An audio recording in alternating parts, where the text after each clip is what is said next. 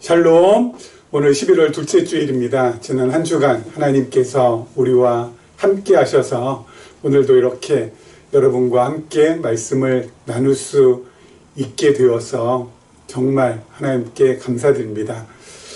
지난 시간이어서 계속해서 우리 요한복음 말씀 함께 살펴보고 있는데요. 요한복음 말씀 살펴보면 살펴볼수록 정말 쉽고 정말 깊이가 있는 말씀입니다. 여러분, 쉬우면서도 깊이가 있다라는 것은 이게 서로 어울리지 않는 것인데 요한복음에는 이것이 딱 어울립니다. 참 쉬운 것 같은데 참 깊이가 있어요. 그래서 이것이 하나님 말씀이다 라는 그러한 생각을 아니할 수가 없습니다. 우리 요한복음 말씀, 우리 본문 들어가기 전에요, 제가 누누이 강조했던 한 가지 중에 하나, 몇 가지 중에 하나가 바로 내적 동기라는 것이 있습니다. 내적 동기. 이것과 반대되는 것이 바로 외적 동기입니다. 그렇죠? 주로 외적 동기는 외부의 자극에 의해서 이 동기가 유발되는 거죠. 그러면 동기가 유발이 되어야 우리가 어떤 일을 행할 수 있지 않습니까? 그런데 주로 여태까지 살면서 우리는 외적 동기에 의해서 많이 동기가 유발되어 왔고, 그리고 어떤 일을 해왔습니다. 우리 가정에서는 부모님께 칭찬받기 위하여서, 그것도 외적 동기거든요. 부모님께 칭찬받기 위하여서 착한 짓도 하고 부모님이 좋아하는 그런 일도 하고, 어린 시절부터 우리가 그렇게 가정에서 교육을 받아왔죠. 학교에서는 어떻습니까? 상을 받기 위하여서, 좋은 선생님의 칭찬도 함께 받기 위하여서, 그래서 또 공부도 하게 되고, 그리고 또 좋은 대학 가기 위하여서 공부도 했고, 이게 전부 다 어때요? 주로 외적 동기에 의해서 진행되는 우리의 삶의 모습이죠. 학교를 졸업하고 회사로 가서는 어떻습니까? 직장 생활할 때도 어때요? 승진을 위해서 열심히 하는 거, 이거 전부 다 뭐예요? 외적 동기에 의해서, 외부적인 자극에 의해서, 그렇죠? 움직여 가는 거거든요. 대부분의 사람들이 다 이렇게 움직여 갑니다. 외적 동기에 의해서. 그런데 이 외적 동기는 부작용이 있습니다. 외적 동기의 부작용. 몇 가지 크게 있습니다. 첫 번째가 바로 뭐냐면요, 외적 동기는 지속적이지 않고 일시적이라는 겁니다. 단기간이라는 겁니다. 그렇죠? 단기간에 걸쳐 사는 거. 지속적으로 이게 끝까지 가는 것보다도 그때 단기 어떤 성과에 대한 보상이 주어지니까 그 성과만 내면 되니까 주로 어때요? 단거리로 갈 수밖에 없다라는 것이죠. 지속적으로 꾸준한 거하고는 상관이 없다는 것이죠. 외적 동기가. 그리고 또 한 가지, 두 번째가 바로 뭐냐면은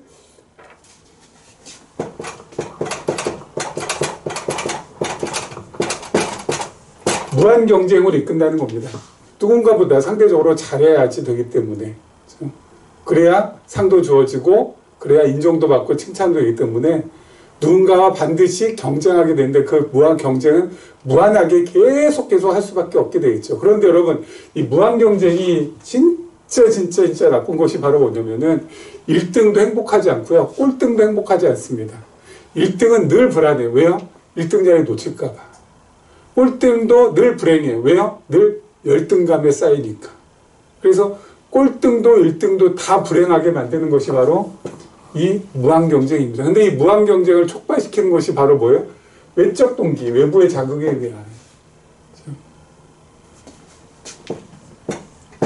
그리고 세 번째, 내적 동기를 제거시켜버립니다.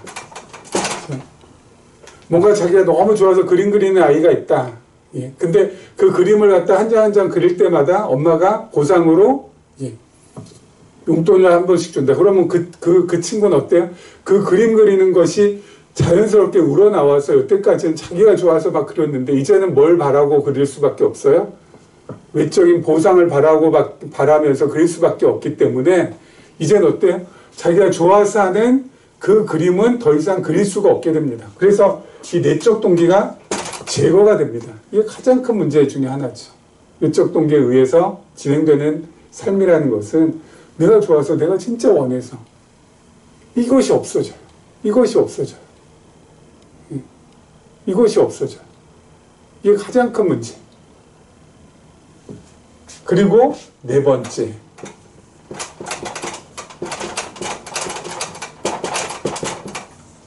내가 없다. 내가 없다. 이쪽 동기에 의해서만 계속해서 살아온 사람은 내가 없어요.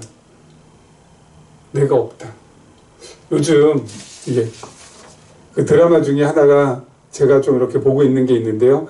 서울 자가의 대기업 다니는 서울 자가에서 대기업 다니는 김 부장 이야기인가요? 뭐 이런 게 있습니다.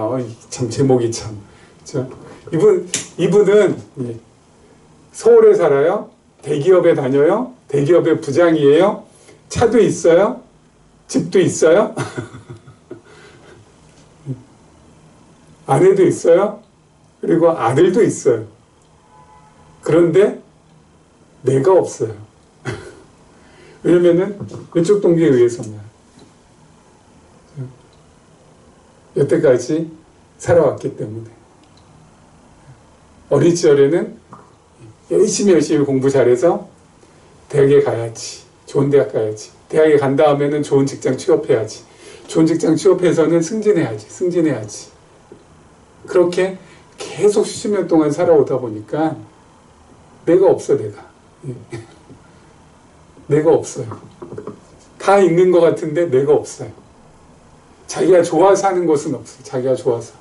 다 어때요? 억지로 해야 되고 어쩔 수 없이 해야 되고 실적 높여야 되니까 해야 되고 월급 받기 위해서 해야 되고 어쩔 수 없이 쭉 하다 보니까 결국은 뭐예요? 자기 자신이 없는 거예요. 도대체 나의 삶이라는 게 과연 뭔가? 예? 그것을 갖다가 다시 한번 생각해 보게 하는 드라마가 이 드라마가 아닐까 싶습니다. 이건 제 생각이 아니라요. 예, 작가가 이 제작 의도, 작가가 그 의도에 대해서 이렇게 몇 줄로 써놓은 그것이 있더라고요. 거기에 보니까 이게 있더라고요. 다 있는데 내가 없다. 와, 이것도 정말 끔찍하지 않습니까? 왜요? 내가 진짜 좋아서 해야지. 내가 진짜 원해서 해야지. 내가 진짜 바래서 해야지. 예? 나 좋아서 해야지. 그렇게 살아가는 그 삶이야말로 어때요? 이게 내가 있는 삶이거든요. 근데 외적 동기에 의해서 살아가게 되면은 결국은 어때요? 나 자신은 없어지고, 나 자신은 어때요? 그냥 도구만 되는 거예요, 도구만. 상 받기 위한 도구로서. 승진의 도구로서. 칭찬의 도구로서. 나 자신을 어때요? 그렇게 완전히 뭉개버리는 거라고요. 그건 아니잖아요. 진짜 내가 좋아하는 일 해야지. 진짜 내가 원하는 거 해야지. 진짜 내가 하고 싶은 거 해야지. 진짜 내가 기꺼이 하고 있는 그것에 대해서 해야지. 그런데 어때요? 남들의 시선, 남들이 알아주는, 그리고 내 동창들도 저만큼 가니까 나도 그만큼 가야지라는 욕심. 이렇게 된다고요. 하지만 내적 동기는 뭐예요? 이거는 내부의 자극이죠. 내부의 자극. 내 스스로가 하는 겁니다. 내 스스로가. 누가 뭐라고 한들. 내가 진짜 하고 싶어서 하는 거예요. 내가 진짜 좋아서 하는 거예요. 내가 진짜 원해서 하는 거예요. 그래서 다 반대입니다. 일시적이 아니라 어때? 지속성을 가질 수 있어요. 내가 원해서 하는 거기 때문에 꾸준하게 할 수가 있는 것이고, 무한경쟁이야. 이건 뭐 남하고 경쟁하고 이거 아니잖아요. 그렇죠? 내가 좋아서 하는 건데 그걸 뭐 남하고 경쟁할 게 뭐가 있어요. 그래서 경쟁에서 어때요? 벗어날 수가 있는 거고요. 그 다음에 내적 동기가 제거되지 않죠. 내적 동기 가지고 하는데 뭐 내적 동기가 제거될 게 뭐가 있습니까? 그리고 내가 없다가 아니라 뭐요? 내가 있습니다. 내가 있어요. 자, 이게 내적 동기. 근데 내적 동기를 갖다 유발시키기 위해서 지금 교육학이나 심리학에서 많이 연구하고 있는데 그 중에 연구 중에 하나가 바로 뭐냐면은 환경을 만들어주라, 환경을. 내적 동기를 유발할 수 있는 환경을 만들어주면 된다. 네가 진짜 의미 있는 존재고, 네가 진짜 가치 있는 존재고, 그래서 너는 할 수 있고, 뭐 이런 환경, 예? 환경을 갖다가 이 환경과 여건을 갖다가 잘 만들어주면은 내적 동기가 일어나서, 예? 이게 그렇게 살게 된다는 건데, 이게 뭐 만만한가요? 왜요? 여태까지 계속 외적 동기에 찌들어 있는데, 환경 만들어준다고 해서 이게 유발이 되겠냐고요. 전 되게 회의적으로 봅니다. 그런데 성경은 그렇지 않아요. 성경은 뭐예요? 철저히 이쪽입니다. 이쪽이 아니라 내적 동기를 유발시켜줘요. 어떻게 해요? 하나님을 알아감으로써, 하나님을 깨달아감으로써, 하나님의 그 은혜를 마음에 담고 새김으로써. 어때요? 그게 바로 내적 동기가 일어나게 하는 스타팅 포인트가 된다는 것이죠. 출발점이 된다는 것이죠. 하나님을 깨닫고 하나님을 알고 하나님을 배워가고 그 은혜를 갖다가 깊이 마음에 담게 되면은 내 마음속에 뭔가 하고 싶은 것이 생겨나게 돼 있어요. 예수님의 제자들 그랬잖아요. 예수님의 제자들. 예수님의 제자들도 처음에 어때요? 외적 동기로 예수님을 따라다녔잖아요.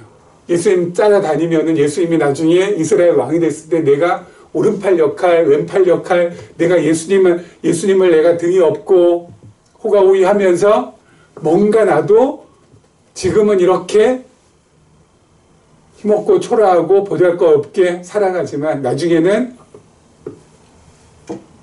권력 한번 잡아보리라. 한 미천 그래서 내가 한번 잡아보리라. 그래서 예수님 앞에서 제자들이 계속 어때요?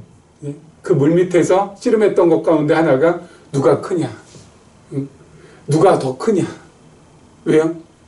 예수님 왕 되면은 내가 바로 왕 밑에 있는 재상 정도는 해야지 라는 생각들이 가득가득했으니까. 외적 동기에 의해서. 그런데 그들이 어때요? 이걸로 바뀌었어요. 결정적으로. 어떻게 바뀌었죠? 오순절에 성령이 임해서 그 성령을 경험하고 나서 성령께서 그들을 완전히 어때요? 변화시켜 주셨어요. 그래서 이제는 예수님의 오른팔이 누구냐 왼팔이 누구냐 서로 경쟁하지 않는다고요. 이제는 뭐예요? 제자들이 자신들이 좋아서 목숨 걸고 예수는 그리스도라, 예수는 메시아라, 예수는 하나님이시라, 예수는 하나님의 아들이시라 전하고 다닌다고요. 보고 들은 것을 내가 전하지 않을 수 없다 라고 하면서 전하면 어떻게 돼요? 죽어요. 예? 정말 살벌한 시대 아닙니까? 그 시대는. 예? 죽어요. 그런데도 어때요? 죽어도 좋다 하면서 어때요? 나아가는 겁니다. 왜 그래요? 내적 동기가 주는 힘 때문에. 예수 아니면 아니고 예수님 바로 우리의 그리스도라, 우리의 메시아라, 우리의 전부라, 나의 전부라. 그 앞에서 내가 지금 죽는 거 두렵지 않다, 무섭지 않다, 겁나지 않는다. 이렇게 되는 거예요. 바라기는 우리가 계속 이렇게 매주 요한복음 말씀을 통하여서 하나님을 알아가고 하나님께서 보내신 예수 그리스도를 알아가고 하는 가장 큰 이유는 우리 마음에 놀라운 은혜, 그 크신 은혜를 마음에 담기 위해서 아닙니까? 왜요? 그걸 담아야 이게 나오거든요. 자발적으로 우러나오거든요. 그래서 그 자발적으로 우러나오는 것으로 인하여서 우리가 살아야 되거든요.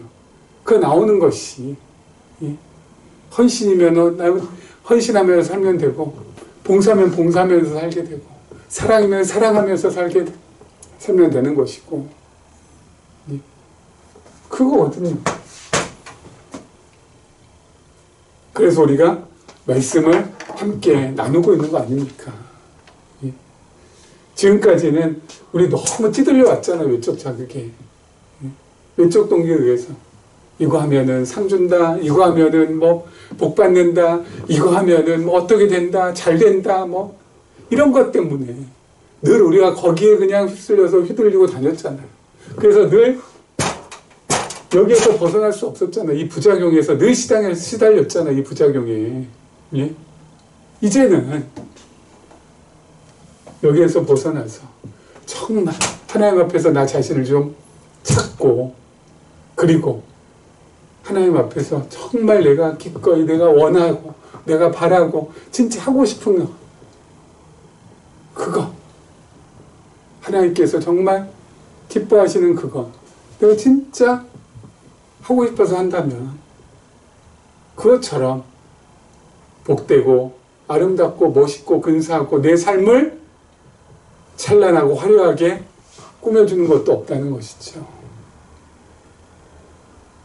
그렇게 되기를 소망하면서 우리 본문 말씀 보도록 하겠습니다. 우리 6장 36절입니다. 그러나 내가 너희에게 이르기를 너희는 나를 보고도 믿지 아니하는도다 하였느니라.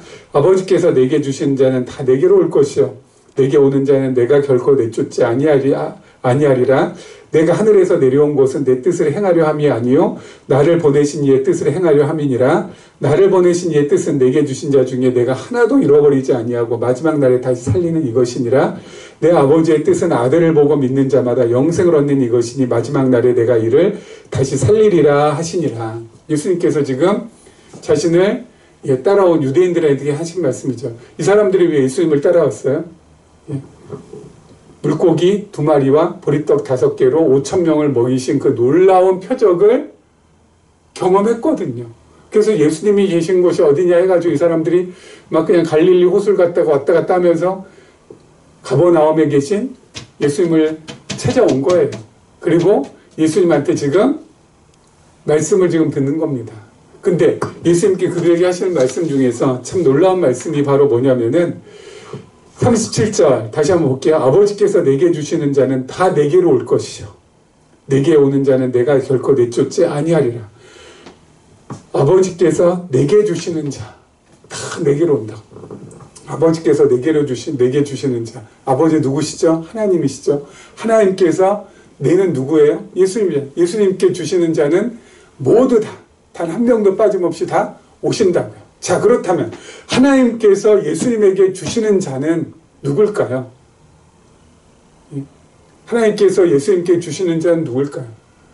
그때그때 상황 봐가면서 하나님께서 예수님께 이렇게 보내주시나요? 예?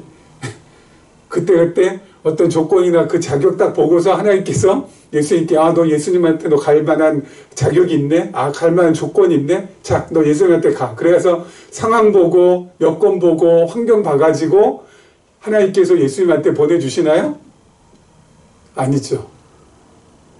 그러면 하나님께서 예수님께 보내주신다는 어떤 사람이에요?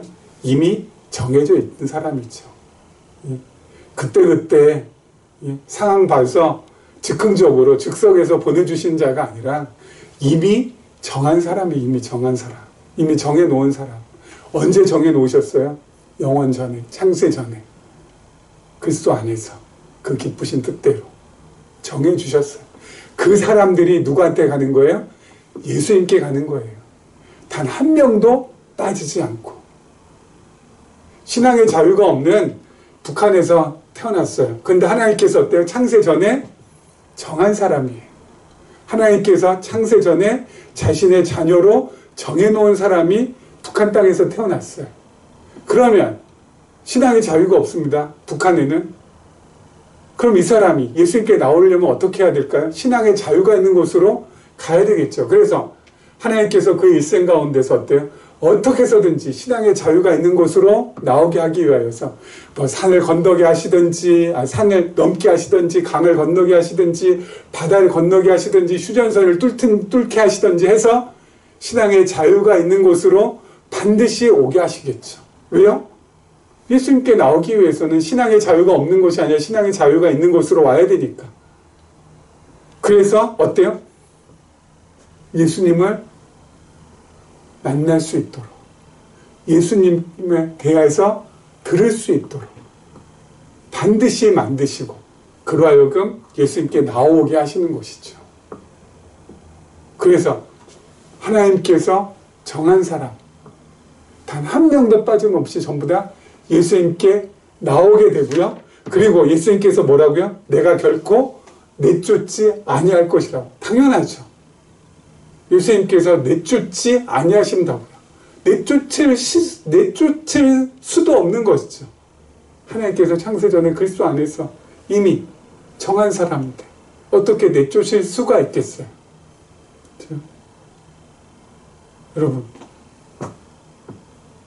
이렇게 말씀을 드리면은 두 가지로 반응이 나타납니다. 첫 번째는 믿음이 연약한 분들이 일으키는 반응과, 그리고 믿음이 장성한 분들이 일으키는 반응입니다. 믿음이 연약한 분, 그렇죠. 믿음이 연약한 분들, 그리고 믿음이 장성한 분들, 이렇게 두 가지로 반응이 나타납니다. 믿음이 연약한 분들은 그래? 그러면 하나님께서 정한 사람은 어떻게 해서든지 결국 예수님께 나오게 돼 있잖아. 그럼 내가 굳이 전도할 필요 없겠네. 왜? 어떻게 해서든지 그 사람은 나오게 돼 있으니까. 내가 뭐 전도를 한다고 이리 뛰고 저리 뛰고 이리 방방 저리 방방 해봤자 하나님께서 다 정한 사람이라면 단 한 명도 빠짐없이 예수님께 나오게 된다면은 그러면 내가 굳이 전도한다고 그렇게 방방방방 할 필요가 없겠네 하면서 어때요? 하나님께서 할 거니까 나태해진다고요. 그렇죠? 내가 뭐 할 필요 없잖아. 가만히 있어도 뭐 어차피 하나님께서 하실 건데. 그래서 나태해집니다.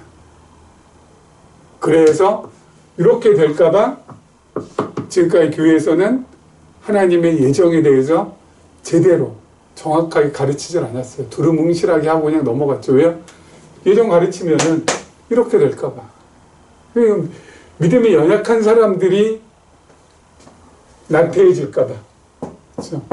그래서 교회에서 그 가르침을 제대로 가르치지 않고 그냥 뛰어 넘어가고 그냥 두리뭉실하게 넘어가고, 이거는 교회도 믿음이 연약했던 거고요. 듣는 사람도 믿음이 연약했던 거죠. 근데 믿음이 연약하기 때문에 이렇게 갈 수밖에 없어요. 그러니까 이 사람들은 어떻게 해야 돼요? 믿음을 장성하게 만들어주면 되는 거죠. 그렇죠? 믿음이 장성한 분들은 이쪽으로 안 갑니다. 어떻게 받아요? 은혜로 받아요, 은혜로. 예? 하나님께서 우리에게, 나에게 베푸신 가장 크고 놀랍고 위대한 은혜, 한 가지를 뽑으라면 예정이에요. 여러분, 우리가 언제 하나님의 자녀가 되겠다고 그렇게 하나님 앞에 자녀되게 해달라고 애쓰고 노력하고 간구한 적이 있습니까? 하나님, 나를 사랑해달라고, 하나님 꼭 나를 사랑해 주셔야 된다고 그렇게 애걸복걸하고 하나님 앞에 그렇게 간구한 적이 있냐고요? 없어요. 하나님 나라를 나한테 주세요라고 우리가 요청한 적이 한 번도 없잖아요.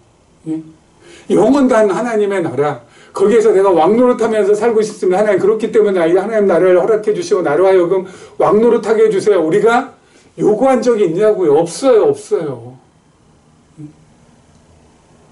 전혀 없지 않습니까? 그런데 하나님께서 어떻게 하셨어요? 일방적으로 그냥 100%, 1000%, 1000% 은혜로 나를 이 세상이 조성되기도 전에 어때요? 너는 내 아들이라, 넌 내 딸이라, 넌 내 자식이라, 넌 내 새끼라, 내가 너를 영원토록 놓치지 않을 거야. 이미 언제? 창세전에 그렇게 우리를 예정해 주셨다고요.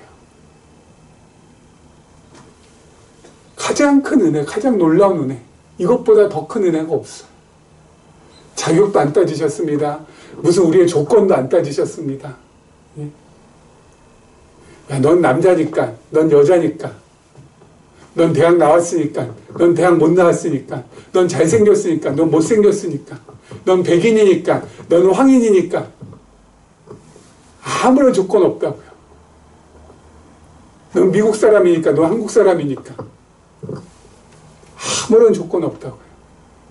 그냥 일방적으로 좋아서 기뻐서 나를 자신의 자녀로 택해 주셨다고요. 이것을 깨닫게 되면, 이 은혜를 진짜 깊이 깨닫게 되면 어떻게 돼요? 절대 나태해질 수가 없죠. 와, 그 은혜를 갖다가 되새기고 또 평생 그 은혜를 기억할 때마다 어때요? 마음이 뛰는데, 가슴이 뛰는데, 너무 좋아서, 너무 감사해서, 너무 하나님의 사랑이 커서. 그래서 어때요? 은혜는 반드시 헌신으로 이어져요. 그렇죠? 사도 바울이 1차 전도여행, 2차 전도여행, 3차 전도여행 그냥 편하게 무슨 유람선 타고, 예? 그리고 뭐 마차를 타고 그 당시에 편하게 다니면서 많은 사람들한테 영접받고 환영받고 하면서 그렇게 1차, 2차, 3차 전도여행 좋은 음식 먹고, 예? 그러면서 정말 유람 다니듯이 그렇게 다녔나요? 아니에요. 목숨 걸고 다녔어요. 가는 곳마다 핍박했어요. 가는 곳마다 바울을 죽이려고 하고 바울을 싫어했어요. 그래도 어때요? 1차, 2차, 3차 전도여행 다닙니다. 왜요? 그 은혜가 사도 바울을 견디지 못하게 하는 거예요. 하나님께서 나 같은 사람을 교회를 핍박하고 그리스도인들을 잡아다가 가두고 어떻게 해서든지 예수를 그리스도라 하는 사람들의 입을 막기 위해서 그렇게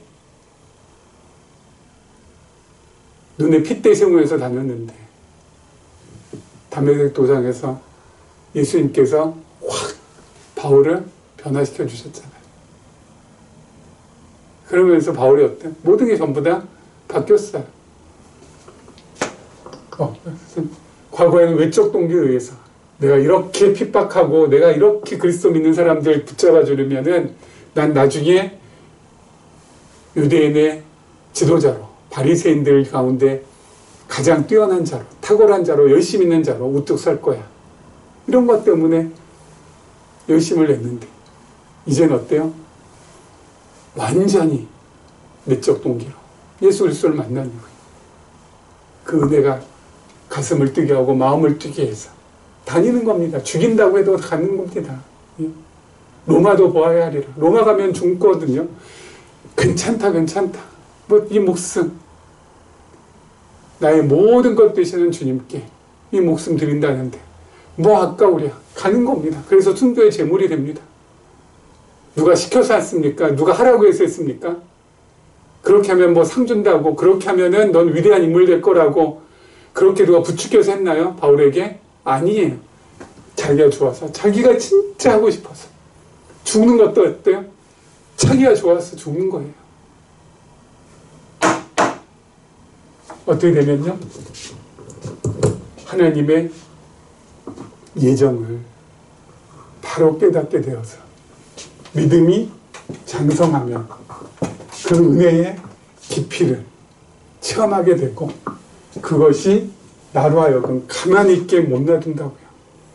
어떻게 해서든지 나 자신의 몸을 몸을 바치는 것으로 누구께? 주님께 그렇게 나타난다고요.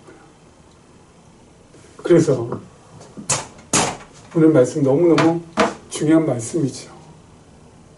하나님께서 정한 사람은, 하나님께서 택한 사람은, 하나님의 자녀는 빠짐없이 전부 다 예수님께 나오게 되어 있고 예수님께 나와서는 어떻게 된다고요? 예수님께서 쫓아내지 아니하신다고요. 끝까지 보듬어 주시고 품어 주시고 사랑해 주시고 얼마나 하나님께서 베푸시는 그 은혜가 크고 깊고 넓습니까? 이쪽으로 가야 돼요. 여기에서 이제 벗어나야 되죠. 예. 하나님 하실 텐데 그거는 연약할 때 이제 좀 장성해지면 어떻게 돼요? 은혜로다. 은혜로다 하면서 주여 내가 여기 있나이다. 나를 부르소서. 제가 뛰어다니겠습니다. 이렇게 되는 거고요. 자, 그 다음 절 한번 보도록 하죠. 그 다음 절 41절입니다. 자기가 하늘에서 내려온 떡이라 하심으로 유대인들이 예수에 대하여 수군거려 이르되 이는 요셉의 아들 예수가 아니냐. 그 부모를 우리가 아는데 자기가 지금 어찌하여 하늘에서 내려왔다 하느냐. 예수께서 대답하여 이르시되 너희는 서로 수군거리지 말라. 나를 보내신 아버지께서 이끌지 아니하시면 아무도 내게 올 수 없으니 오는 그를 내가 마지막 날에 다시 살리리라. 선지자의 글에 그들이 다 하나님의 가르치심을 받으리라 기록되었은즉 아버지께 듣고 배운 사람마다 내게로 오느니라. 이는 아버지를 본 자가 있다는 것이 아니니라. 오직 하나님에게서 온 자만 아버지를 보았느니라. 자, 유대인들이 예수님께서 하신 말씀 가운데 한 가지가 딱 걸린 게 있습니다. 바로 뭐냐면은 예수님께서 우리 지난 시간에 확인한 것처럼 이렇게 말씀하셨거든요. 자기 자신을 가리켜서 하늘에서 내려온 떡이라고. 하늘에서 내려온 떡이라고 했는데 이게 여기에 딱 걸렸어요. 예, 여기에 딱 걸렸어. 왜냐하면 유대인들은 그 당시에 하늘 하면은 우리가 지금 이 가을 하늘 보는 것처럼 이 물리적인 이 공간적인 하늘도 있지만은 그것보다 훨씬 더 큰 의미로 다가왔던 것이 바로 뭐였냐면은 하늘 그러면은 하나님이에요. 하늘은 하나님을 지칭하는 대명사 중에 하나로 더 자주 사용되고 더 많이 사용됐어요. 그래서 하늘 하면은 물리적인 공간보다도 뭐예요? 하나님을 지칭하는 것이 훨씬 더 그들은 더 큰 의미로 사용됐다고요. 그러니까 하늘에서 내려온 떡이다 라고 하는 건 바로 뭐예요? 하나님께로부터 왔다라는 거거든요. 예수님께서. 하나님께로부터 왔다라는 것은 어떤 사람이 어떤 하나님으로부터 왔다라는 것은 바로 신적인 존재라는 것을 암시합니다. 예수님께서 하나님이시라는 것을 암시하는 거예요. 유대인들은 그렇기 때문에 그 말씀이 딱 걸리는 거예요. 하늘에서 내려온 떡, 자기 자신을. 그럼 하늘은 하나님이신데 하나님으로부터 왔다는 것은 자신도 뭐예요? 하나님과 같은 존재라는 거? 이거.